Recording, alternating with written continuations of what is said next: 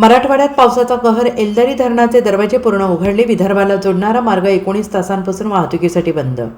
राज्यासह मराठवाड्यात देखील पावसाचा कहर पाहायला मिळतो आहे. हवामान विभागाने वर्तवलेल्या अंदाजानुसार मराठवाड्यातील बहुतांश जिल्ह्यात पावसाचा सरी कोसळताना दिसत आहेत. परिणामी मराठवाड्यातील दुसरे मोठे धरण असलेल्या परभणीच्या एलदरी धरणाचे पूर्ण 10 दरवाजे उघडण्यात आलेले आहेत, ज्यातून 52,000 क्युसेक वेगानं पाण्याचा विसर्ग पूर्णा नदी पात्रात केला जातो आहे. त्यामुळे पूर्णा नदीला पूर आलेला आहे, तर मराठवाडा विदर्भाला जोडणारा पूल हा पूर्णतः पाण्याखाली गेलेला आहे. त्यामुळे मागच्या 19 तासांमागून हा मार्ग वाहतुकीसाठी बंद झालेला आहे. बीडच्या परळी तालुक्यातील कौडगाव हुडा शिवारातील तेलेसमुख रोडवर असणाऱ्या पुलावरून पाणी वाहत असल्याचं आणि पाण्याचा अंदाज न आल्यानं बेलर कार वाहून गेली आहे. त्यामुळे एकूण 4 व्यक्ती होते. मध्यरात्री स्थानिक प्रशासनाने 1 ते 4 वाजण्याच्या दरम्यान शोध घेतला.